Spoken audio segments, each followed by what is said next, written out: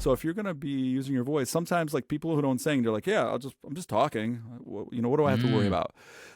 Doing things like some humming, like say you're taking your shower in the morning, nice hot shower, get that steam in there because steam is great for the vocal folds.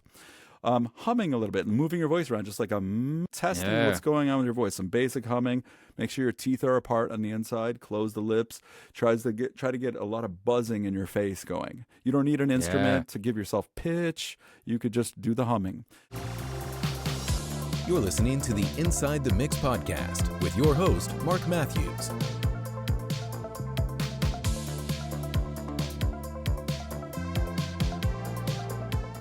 Welcome to Inside the Mix. I am joined today by Richard, or known as Rich Bozic, an experienced singer, voice teacher, and songwriter. So Rich, along with his co-host Justin Hushella, hosts the Face Your Ears podcast. They help musicians bring their creative ideas to life through approachable, fun, and informative discussions. And Justin was on a previous episode, and had I done my due diligence, I would know the number of that episode.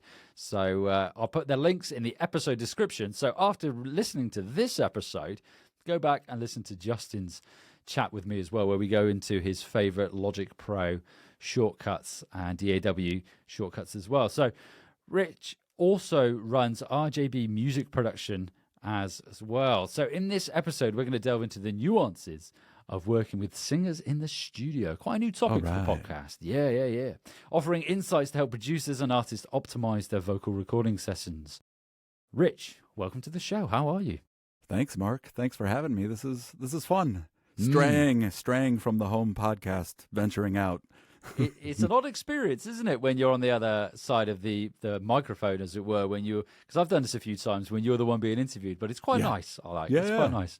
No, it's a change. It's a positive change. Exactly that. And also, I've said this before, when you have other podcasters on, you know they're going to have a decent microphone as well. You're going to have that nice clarity coming through, which makes it a lot easier for me to edit. Any opportunity to use the gear again. Yes. Yeah, exactly. So, folks, in this episode, as long as we get through, we are going to explore creating a comfortable studio environment, effective session planning, recognizing and managing vocal fatigue, considerations for vocal recording, and building effective communication. So the idea is, by the end of this episode, you'll have practical knowledge to enhance your vocal recording sessions and collaborate more effectively with singers. So let's dive straight in. All right. So we are in a situation here where we've got a singer, we've got a vocalist. How can producers create a comfortable and welcoming studio environment for singers? So, Rich, can you talk about the key elements that contribute to a singer's comfort in the studio? Absolutely. So, the obvious one, the low-hanging fruit, communication, right? Mm-hmm. So, connecting with the singer ahead of time. If someone calls you, random cold call, they want to come in, they have a project, they want to record. You probably want to hop on a meeting before that and establish exactly what's going to happen, whether it's just a lead vocalist or do they also want to incorporate some backup vocals? Are they doing the backup vocals or is someone else doing it? And then obviously, however you run your studio, imparting that information to them. When you talk to them, you might want to encourage them to, what I like to do is I encourage the singer to maybe send me some lyrics with some notes on it of things they're trying to achieve in different sections, some ideas, maybe even general kind of descriptors in different sections. Like I want this section to sound kind of airy and I want this section to come out and be louder and full. And also maybe some expressive notes, like I'm trying to have more of a sad feel here, or I want to be angry at this part. That kind of stuff is helpful because then it could help you when we get to that section talking about mic placement, but also can give you an idea of how to pace the session as the engineer, right? So you've done that work ahead of time. You've established your session. I know some people, most of us, we work live, but sometimes we do run sessions remotely as well. I've done a few sessions where I've worked remotely with the client to help them get the job done. So if that's the case, let them know what they need to install, what they need to click on to log in. Just be clear, like nice and clear. Oftentimes sending a follow-up email or text with, this is what to expect, and this is when we're starting. This is where you come in when you get here, and kind of the protocol for how you tend to operate in your studio. I know that I'm all right with singers coming in and warming up a little bit in my studio. I'll even help them out sometimes as part of the session because I am a voice teacher. And oftentimes I am recording clients. I will be like, let's do a little warm up here. Or did you warm up ahead of time, or do you want me to warm you up? And sometimes I could set people's mind at ease if they get a moment to kind of sing in the studio a bit. And oftentimes I'll even start setting up the mic for them, getting the headphones on them, and slowly start playing around with levels while they are warming up to get a feel for their voice. So that's that could be helpful. So when they arrive, they're here, they're ready. The artist is here. Yeah. Maybe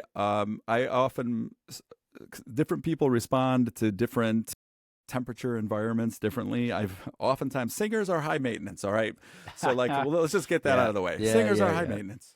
So you want to encourage them, dress in layers. So if you get cold, you can put your jacket on. If you get too hot, you can take off some of the layers. Because all of this physical comfort is a big deal with singers, because we carry our instrument with us wherever we go, right? So dressing in layers. So having a place for them to set their stuff down and maybe to sit down and relax. Because sometimes we got to gather our thoughts, like we're about to sing, and we got to gather our thoughts. We need a moment to just chill for a second. So having a comfortable chair nearby or a seating area, having access to a restroom if they need to step aside and kind of pray in a room by themselves before the recording, things like that. Access to some water, or if they don't bring their own, that could be always a nice thing. And then sometimes even Wi-Fi. And the reason for that is sometimes I'll have singers who'll be like, oh, I forgot my notes, but I have it in my Google Drive. Yeah. And you want to be able to get to that very quickly. So just sometimes having even posted like a guest login for people to do that. Other things, once you get them in front of the mic, they're warmed up, they're ready to go. They might need a music stand or something to set any notes on, maybe a little table nearby to set their water, whatever. So they don't set it right on your right near your mixing console or you're next to your expensive gear. Because sometimes people forget about that. That's a whole nother story. I don't know if you've ever had a water catastrophe in the studio. I have. Well, as soon as you mentioned that, I was in a studio and it was an audience console, and I put a beer. So on the right-hand side, we had the Pro Tools rig and everything, and then you had the console, and the beer was just in front of it. And I turned to talk to one of the others in the control room while the singer was there, and I knocked the beer all over the console. God. And it just died. And what? It died? It died. Oh. And my head was in my hands. And it's one of those moments. I've not had many of them, but usually I've got a plan of action. And at that point, I was like, lads, I'm just going to go to the toilet a minute. And I just went to the bathroom and I sat on the toilet and I just sat there, looked at the back of the door, and I thought, I don't really know what I'm going to do here, because it wasn't my studio. I was hot desking, in air quotes, as it were. And in the end, I went back and I was like, look, let's go to Nando's. And so this is, I don't know if you get a Nando's in the United States, but basically it's like you can buy chicken. I think it's either Portuguese or South African. I can't remember what it is. So we went there and I was like, we'll come back tomorrow and we'll see if it's working. We came back with a hairdryer. I lifted up the console, took it apart a bit, got the hairdryer in there, and then it gradually came back to life. Came back to life. And but the only thing is, one of the group channels didn't come back to life. But yeah, as soon as you mentioned it there, man. I just had flashbacks, man. I was just like, and ever since then, I've made sure all liquids are on the floor. So if it gets kicked over on the floor, easy. You can just let it dry or whatever. Yeah. But yeah, 100%, man, with you there. Oh yeah, man. Yeah. That's a good one. I've seen pianos get soaked, like guitars, everything. So yeah, so that, a consideration. Mm. Another thing to consider is the atmosphere in the room. What I do, I mean, as you can see, I got the hue lights going on Yeah. in here. Yep. And I could change the colors, and so like I'll ask the singer, "What do you like? What do you want?" And I'll maybe set the atmosphere. I mean, that's like bonus. That's bonus Bozic Voice Studio kind of perk, right? So don't feel pressured, but sometimes creating an atmosphere could be nice. Put them in the mood. Obviously, setting the thermostat at a comfortable temperature. Also, if you do run a home studio, and I always have my protocol that I follow before I record, as I did for this session. I have the utility closet down here, so I turn off the main heat and the boiler for the hot water heater, right? Yeah. So I crank the heat earlier in the day before the session, and then like when it's winter to get it nice and toasty, and then I shut it all off when the session starts. It's just so there's no like sudden boom kicking on of like heater. So something to consider, right? Temperature. And it's funny, Justin and I, we were kind of just tossing around ideas as we were thinking about, doing these episodes with you. And one thing was the humidity. Like he was like, "What about humidity?" And I'm like, "Well, I mean, it's hard to control the humidity in a room, but I know like one thing is when I would go to New York for auditions and whatnot, like without fail, and this is like a singer thing, like a singer walks out and it didn't go well, and automatically they're like, "Oh, that room was just so dry, the humidity was off," and it's like, so you don't want to give them an excuse. Yeah. But yeah, so and we and so those are some basic things that might be helpful. So. Yeah, there's a lot to unpack there. So it's all, in essence, really, you're making it as a comfortable environment as possible, the most conducive environment, and removing any barriers or any friction to recording as much as you can there. And it's all, what you mentioned as well is the reaching out and having the conversation beforehand and establishing that rapport and that understanding and outlining the expectations as well as to what the session is going to entail. But what you mentioned there, which is quite interesting, which was in person and remote. So I do some remote work as well myself, notably with regards to coaching with mixing and music production. And I use a platform called Audio Movers, so we can stream and record even in real time. So when you've got that singer in person with you, obviously there's a lot you can control there in terms of the environment, the atmosphere, the humidity, for example, as you mentioned. When it's remote, obviously, we do encounter, as you mentioned there, about with singers can be quite high maintenance, highly strung, maybe. Sweeping statement. Yeah. When it's remote, what considerations do you need to take into account there? Because obviously, there's less that you can control with regards to their environment. How do you tackle that if it's slightly starting to go a touch downhill, let's say? Sure. So I've run into a few different things that I could, I guess, highlight that were issues that I stumbled upon doing remote. Obviously, like you have all the logistical things of do they know how to use the basics of firing up their DAW? Can they connect to the platform you're using?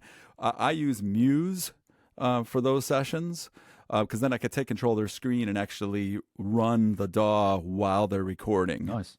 And sometimes there's a little bit of latency, but it all depends on the connections and really whether the gods are with you that day, right? So, some of the things that I've run into is I've had students who have those like booths, like those cloth or whatever, like felt home booth things that they build.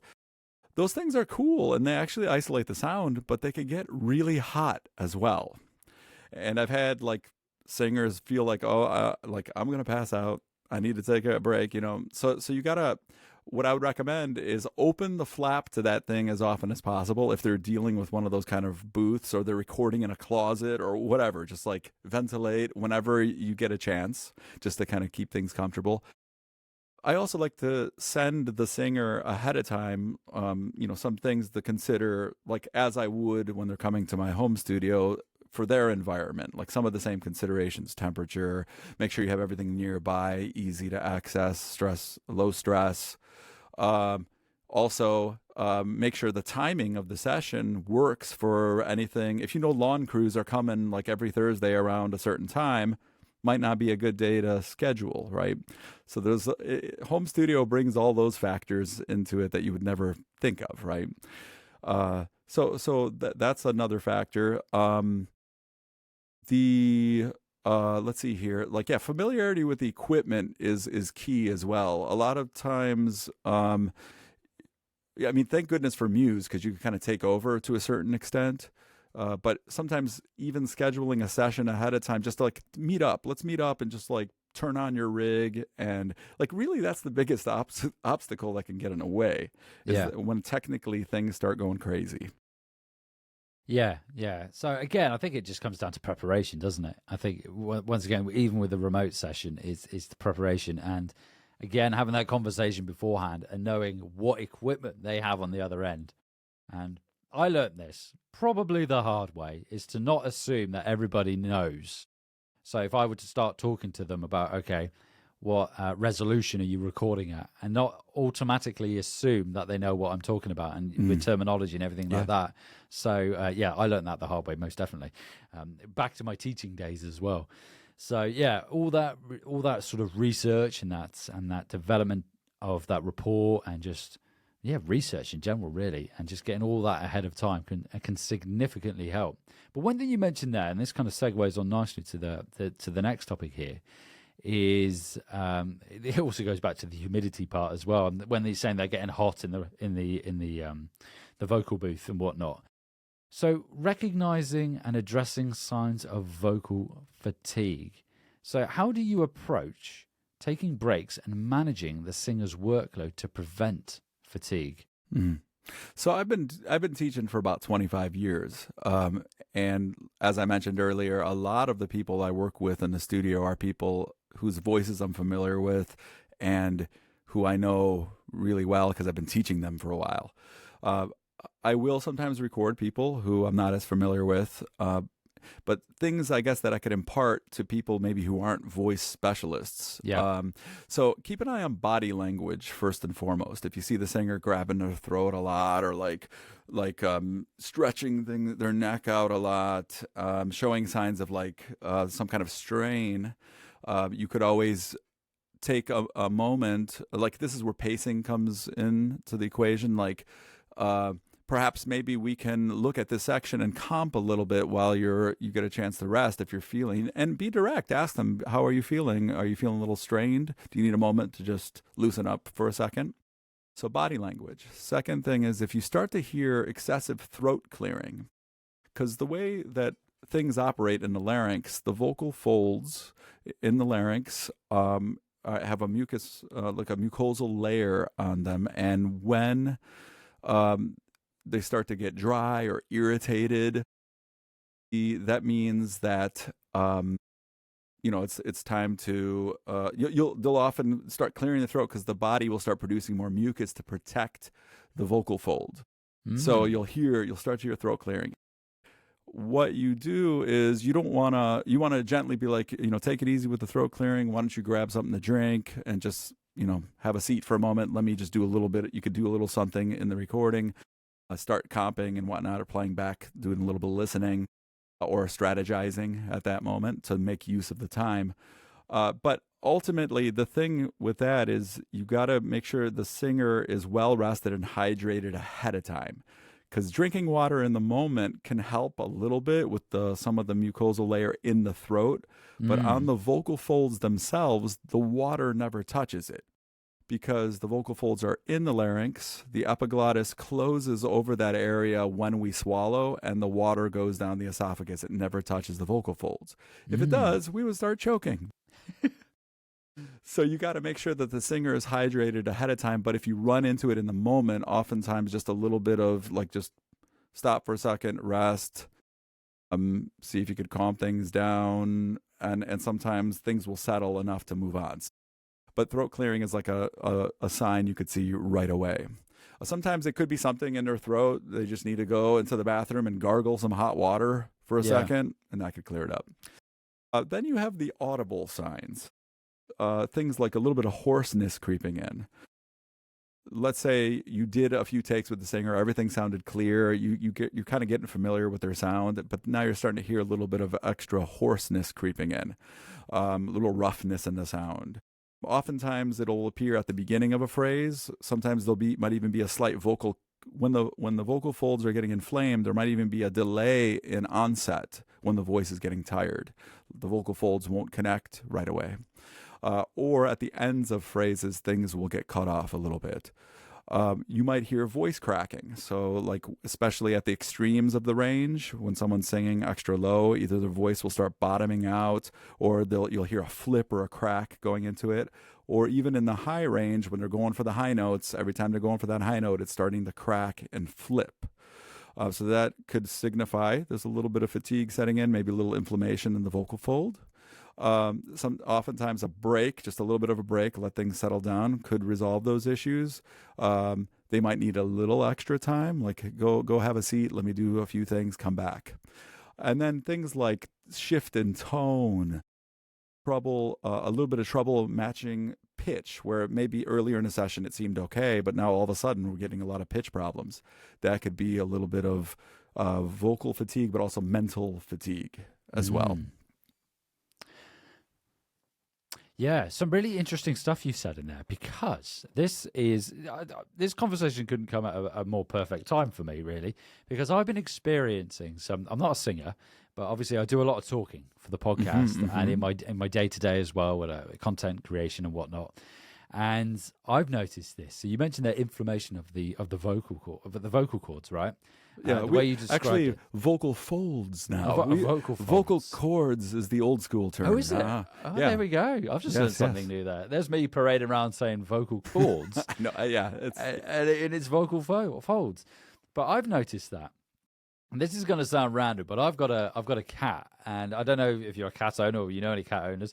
And occasionally I like to meow at my cat randomly, but I can't do it at the moment, because when I do it, I feel a bit of pain in my voice. And I've been to the GP and whatnot, so it's all under investigation. But I have noticed this, and again, going back to what I said previously, I'm not a singer, but because I use my voice a lot and I'm doing a lot of delivery in particular, I have noticed that strain. And it's something that I need to be aware of, and I need to work on and rest my voice, which I find really hard to do because I talk a lot throughout the day. But yeah, the way you've described everything is really interesting.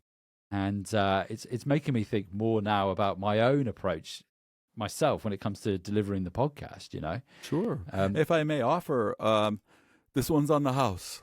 A little routine that you could do, like as someone who's not, like you're not trying to be a full-on singer, but you use your voice a lot. For anyone out there, like even sometimes people in their job, like I teach a lot of people who are like maybe school teachers or gym teachers, and they're speaking a lot or raising their voice a lot. So there are little things you can do to prep for the day.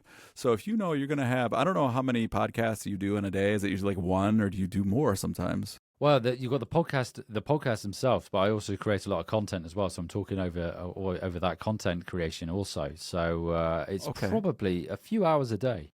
Okay, so what you could do, what I always encourage people is first thing in the morning, if you know you're going to be using your voice a lot, well, obviously try to get a good night's rest, of course, Second is hydrate right away, early in the morning, because remember, it takes about a bit of time for your body to digest that fluid to get to all of the necessary parts in the body. So like right away, I usually have 2 tall glasses of water first thing in the morning, maybe some tea.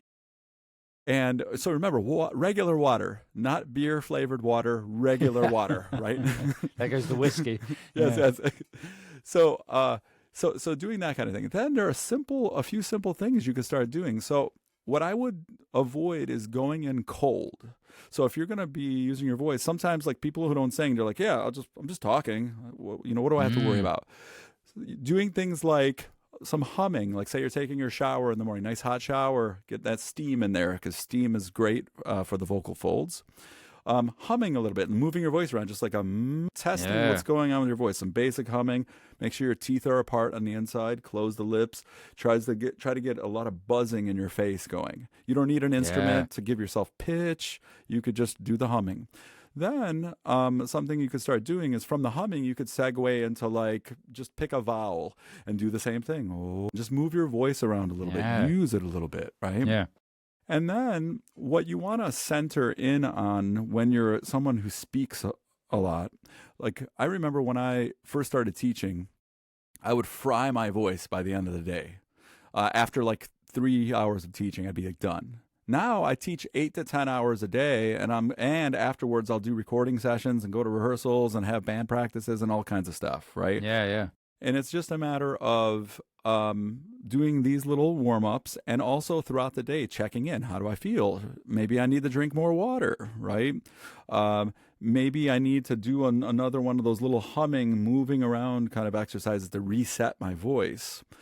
Pay attention to the way your voice feels when you're speaking. If you're starting to like talk down here and get a little raspy and gravelly and getting things like starting to tighten up, reset your voice to a more comfortable pitch where you feel like it's ringing clearly and easily. I'm easily understood and it feels good.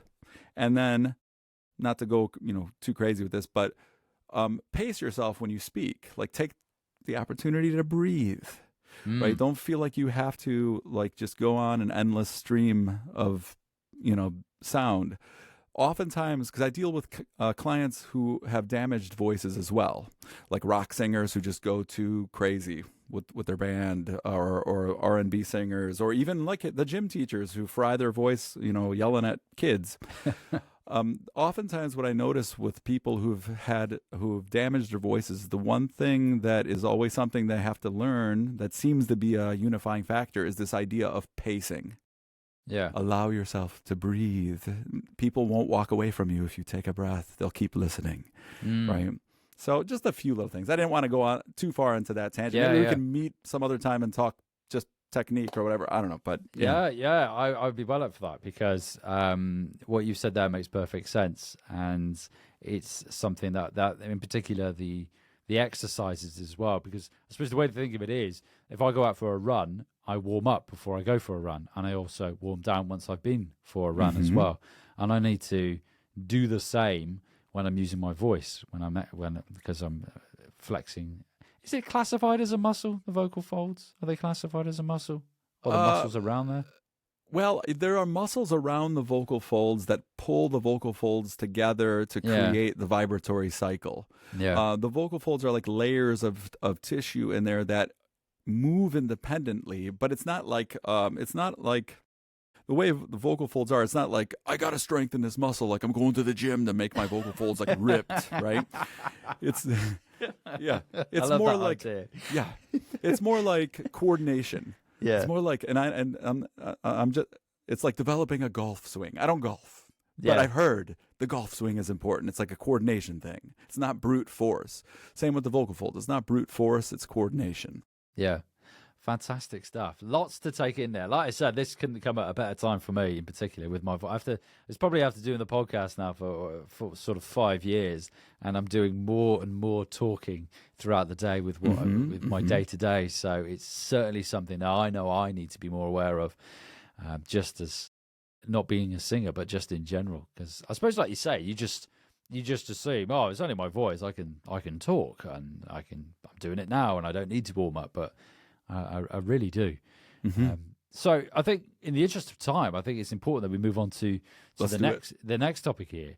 And that is capturing high quality vocal recordings. So can you share how you approach microphone selection and placement as well to suit different vocalists?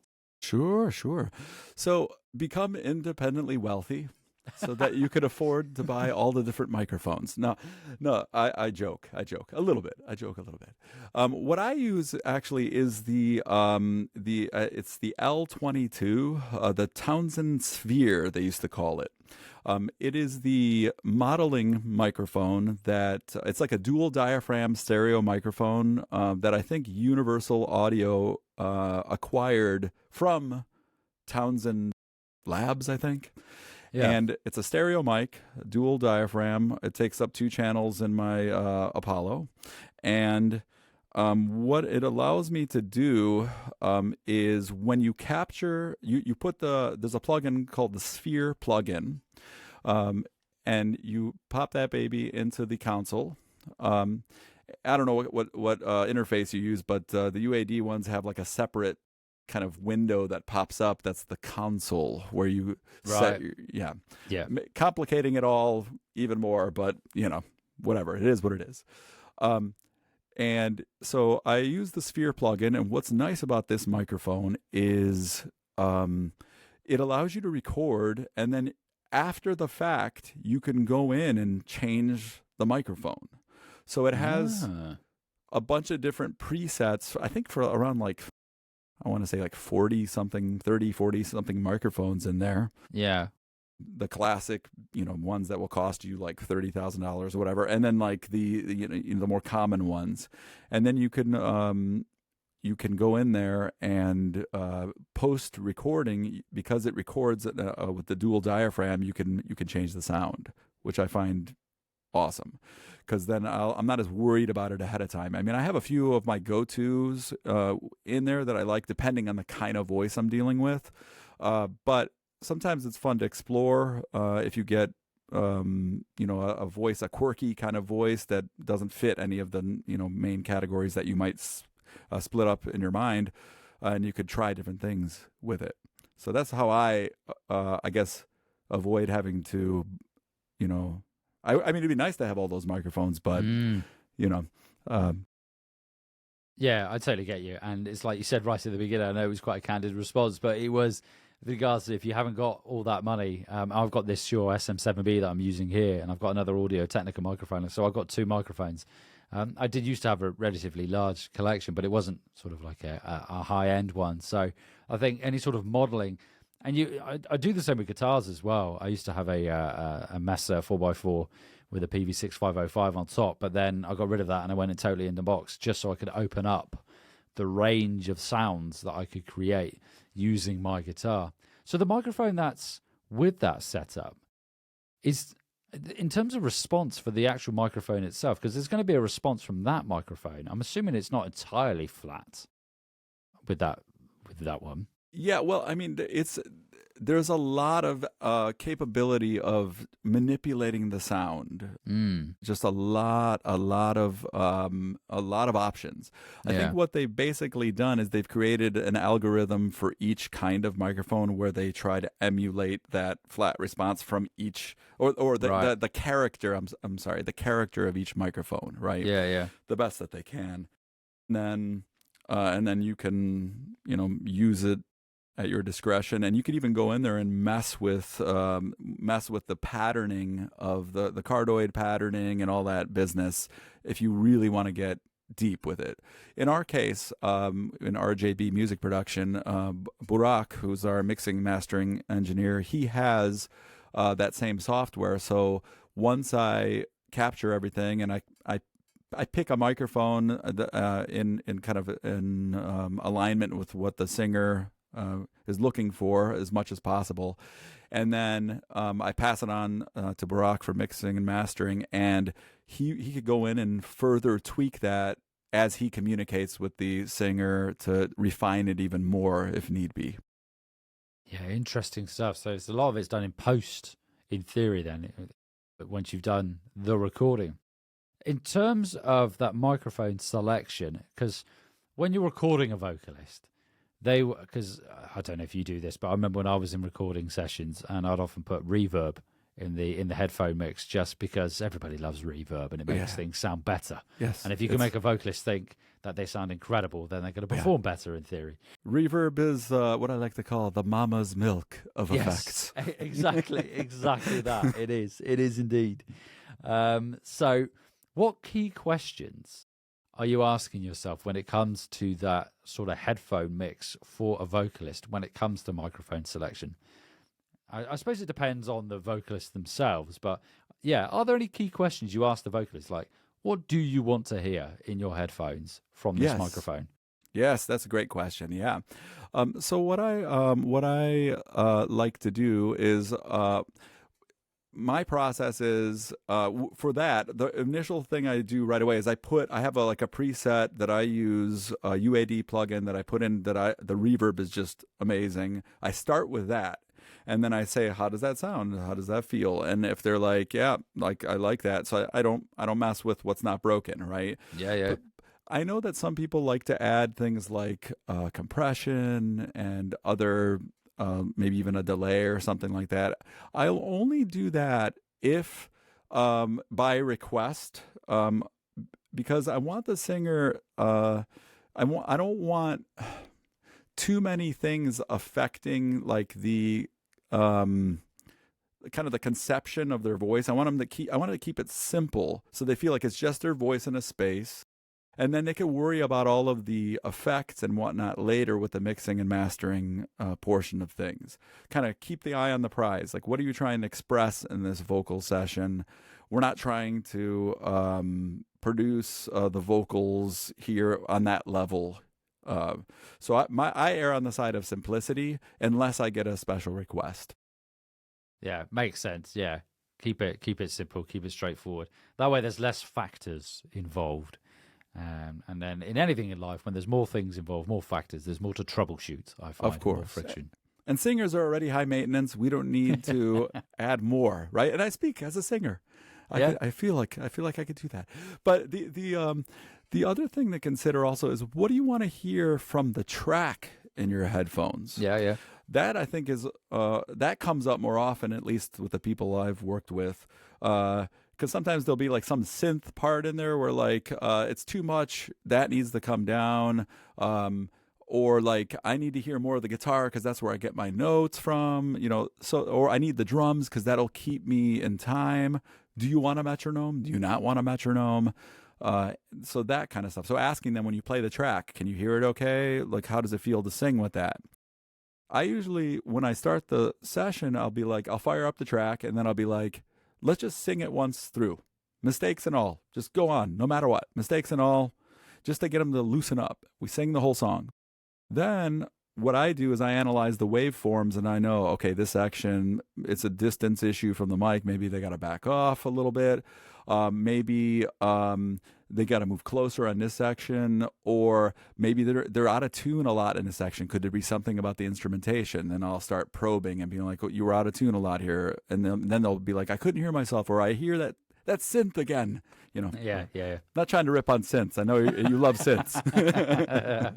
But I know what you mean, though. Synths are quite they can clash a lot with vocals in that particular frequency range. So often that is the case. Mm-hmm. So yeah, most definitely. And I think from what you've said there, it is that continuous feedback loop and check-in. Is everything going okay? Can you hear everything? So I think that's paramount. Don't just assume it's a one and done. You've set it. Let's record. There's going to be that continuous feedback throughout. And I think pretty much, I would say, like my experience being on both sides of the glass, I think that's the same with most instruments. But like you say, with vocalists, possibly more so. Rich, this has been amazing. Thank you so much for sharing your insights on this. What I was going to say there as well is I can tell that you're sort of a professional with the voice and the vocals just by the way you talk through the microphone through Thanks. the podcast today, and it is evident, and it is so nice to listen to as well. So I just thought I'd throw that out there. You can really tell that you take care of your voice with the way you are talking into the microphone, the way you're delivering as well, and the pauses in the articulation. So really, really. Thank you very much for sharing your insights on this. So before we wrap up, it's my pleasure. Before we wrap up, I just give you the floor now, maybe to talk a bit about Face Your Ears and what you're up to in general with regards to music, and where the audience can find you online as well. Sure. So Face Your Ears podcast, Justin and I have that going. We are we release an episode monthly at this point. We're trying to kick that up a bit, but we cater to the people who just are getting into it, the DIYs who are just starting to get into things, and we're slowly ramping it up. Like Mark, I listened to some of your episodes. There's a lot of really deep, nitty gritty, advanced stuff, and that's fantastic. We are trying to kind of get people started and get them in, and every once in a while we go on a tangent about something a little more technical, but we're catering to that. We also sometimes go into some side rants about AI and whatnot, and that'd be interesting. I'd love to talk to you about AI at some point. Yeah, most definitely. But yeah, so that's we have some guests on here and there, but we're a small humble podcast, hoping to grow things.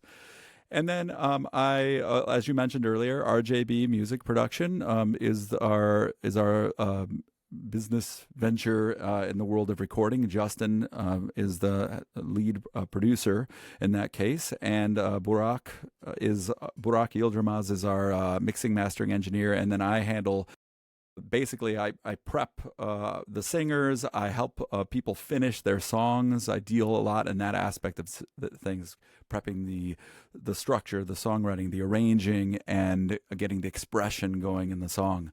And then we put all that together. And then my own personal voice studio is Bozic Voice Studio. And you could find it like that.com, bozicvoicestudio.com. And I specialize in training voices and coaching people, prepping people for the studio, for recordings, working with troubled voices, working with fantastic voices that just need a tune-up. So yeah, that's the gist. Fantastic stuff. I will put links to everything you've mentioned there in the episode show notes. So audience listening, do go and check out the Face Your Ears podcast. Check out Rich online as well with those links. And also check out the episode with Justin as well. So it's a few episodes back. So go and check out that one as well. Rich, it's been an absolute pleasure. Thoroughly enjoyed this. Thank you for joining me on the podcast today. And I will catch up with you soon.